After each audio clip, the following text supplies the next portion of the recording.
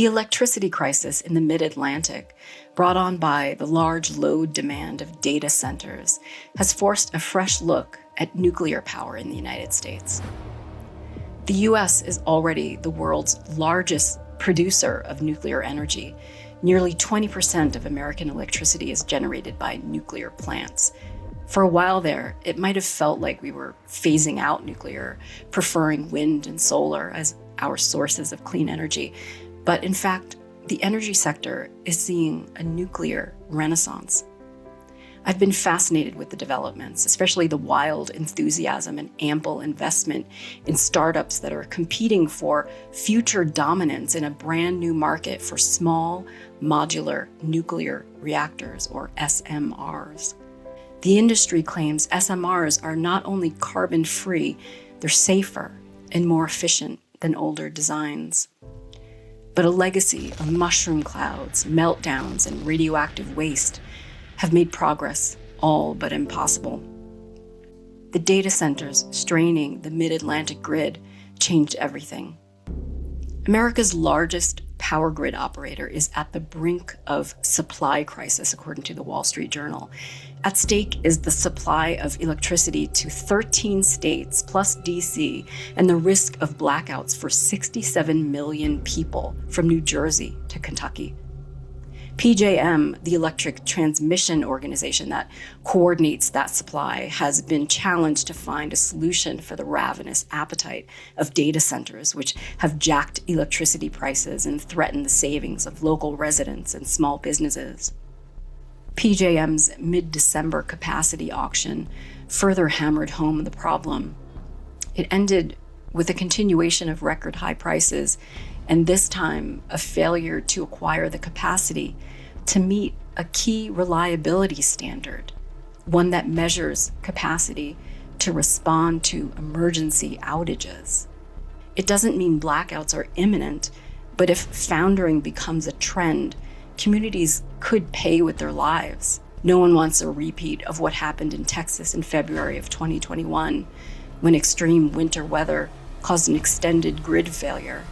Over 200 people lost their lives. PJM's COO, Stu Bressler, said, "This auction leaves no doubt that data centers' demand for electricity continues to far outstrip new supply, and the solution will require concerted action involving the data center industry itself." On January 16th, U.S. Secretary of Energy Chris Wright, Secretary of the Interior Doug Burgum, and governors from across the affected region discussed a solution. They proposed PJM hold an emergency auction in which tech companies would be forced to cover the costs of building new power plants. They get it. They want to build the data centers. Electricity is a cost item for them, but it's nowhere near their biggest cost item. They're willing to do what's necessary. They're willing to do what's necessary, implying big tech is willing to pay. In the short term, this likely means a temporary life extension for existing coal plants and building more natural gas plants, but there's something else emerging from behind the scenes for the broader public to see. Congress has been passing legislation that incentivizes and accelerates advanced nuclear R&D. The Nuclear Regulatory Commission, the NRC, has been revising licensing rules to reflect modern times and modern tech. The NRC has also been providing extensions to existing reactors, while SMRs in development are seeing quicker movement from the NRC toward licensing. Big tech companies have been signing long-term contracts with nuclear energy companies. In the energy sector, there's a rising consensus that the only viable long-term solution to the electricity crisis is to go nuclear. Are the new designs the safest carbon-free solutions to rising shortfalls? And why are we scrambling to fill gaps created by data centers instead of throttling excessive power draws? Has history, along with the media and the movies, had an outsized negative effect on our perceptions, or are we clear-eyed about the dangers of atomic energy? Why aren't we as nervous about the risks of AI on society?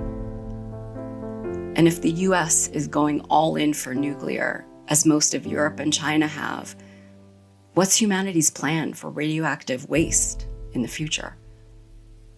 I'll dive into those questions next time. Until then, stay warm.